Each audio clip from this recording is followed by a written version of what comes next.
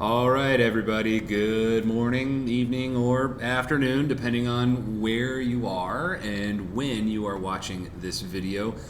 I'm going to attempt to make this concise. I have a tendency to be, how shall we say, rambling at times, but this one will be about zones, making zones, and in practice, what makes sense with zones. I'll try to keep that to the end. Where what we've seen in facilities and sites where people are using Wiser, what kind of the best practices are. Just a few notes there. But first, we'll actually go into the software and make zones and show that it's actually a very simple process. So when we say zones, you might have heard geofences, something like that. It's the same concept. We just call it zones internal to Wiser. And this is really the backbone of creating analysis, reports, logic, any of these sorts of additional functionality from Wiser is going to stem from creating these zones in your facility. So if you think about it, it's great to know the coordinate points of everything as it moves through, and that's great to make spaghetti diagrams and historical plots and charts. But really, to create triggers and events, you need a zone, right? I don't necessarily care that the tag was at Y1389 X464 in centimeters or inches. I kind of just need to know that the tag was at machine 1, right? Work order 1234 was at machine 1 at this time. That tends to be much more important in practice. And so in order to trim this data down and make it make sense and really, give a concise view of movement and analysis through your facility, zones are the way to go in practice. So, making a zone, very straightforward. I'll still walk us all through it just so you're aware, but we're just going to, in the server in the back end, gives us a better tool palette to make and create and modify these zones, which we'll see in a second. But we're going to click zones. I'm going to click Browse Zones. This gives us the ability to go through and edit any of our existing zones. We can also remove zones if they're no longer needed. I'm going to go ahead and add a zone here. So I'm going to click Add. And now I'd like to draw your attention. There is a toolbar in the upper right hand of your screen. And so what this has is a few very simple tools.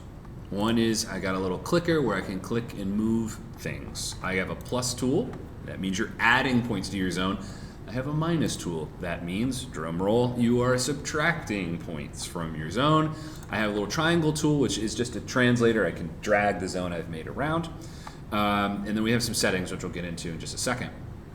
But let's go ahead and make one. I'm going to have my plus tool here, and I literally am just going to click on my map. So, arbitrarily, I'm going to make a little, let's cover one of these cubicles, right? So I'm going to go in here, I'm going to click the bottom left of this cubicle, the upper left, right? And then I've started to make a shape.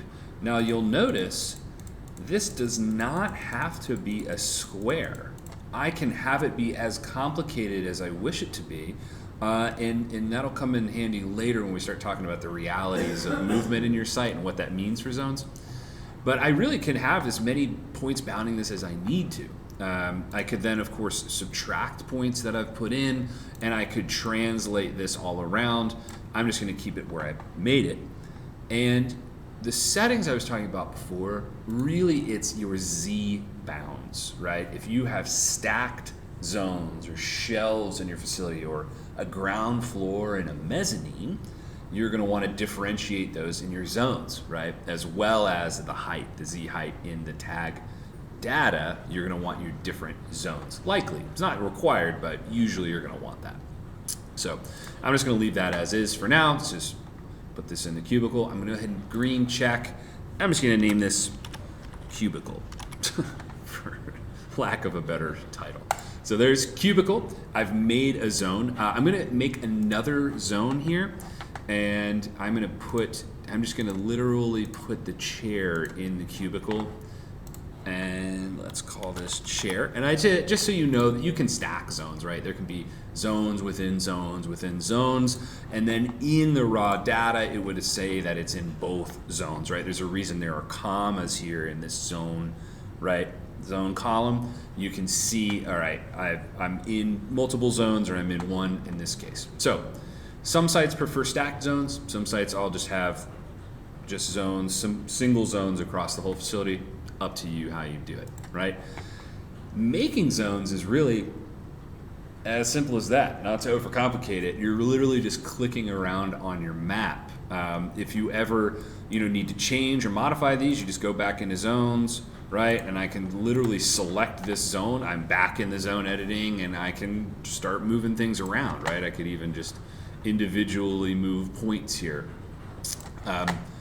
So what that means in practice is you've now divided your facility among concrete things where you are demarcating that data of where it was at that time. So what that means is you all need to agree on what you're calling it. Sounds trivial, I know, but we've actually gotten to the point where larger sites, we actually ask to do some kind of basic audit with the operators on the floor with what they're calling certain things, because it can vary depending on, even from first shift to second shift sometimes, about what the numbers and letters are that they're using to designate these given areas.